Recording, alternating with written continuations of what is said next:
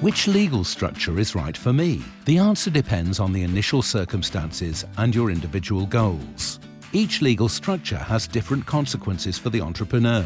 Your choice of legal structure determines who is liable with what assets and to what extent, which taxes have to be paid, and what legal requirements must be met. The following criteria affect the choice of legal structure: the number of founders, minimum capital requirements, the limitation of liability to the company's assets, startup expenses, the form of accounting, the tax burden, financing opportunities for participation, and the external perception and image of the company. Many startup entrepreneurs prefer to set up as a sole proprietorship because the cost and effort involved are lower. The term sole refers only to the proprietor or founder. However, these companies are naturally free to take on employees. The drawback with this structure is that sole proprietors are fully liable with all their private assets. If that is not for you, you should choose a legal structure which limits liability to the company's assets.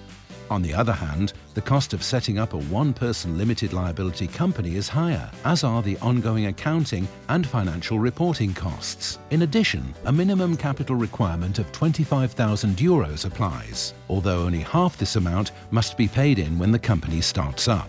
One variant form which requires less minimum capital is the provisional company with limited liability. Though governed by limited liability company law, this kind of company can, in theory, be set up with as little as €1 of capital stock. Accordingly, this form is often referred to as the mini GmbH, or mini limited liability company. If you set up a company together with one or more partners, you have an even wider choice of legal structures. While each structure has its advantages and disadvantages, there is always one solution which best matches the interests and goals of each company.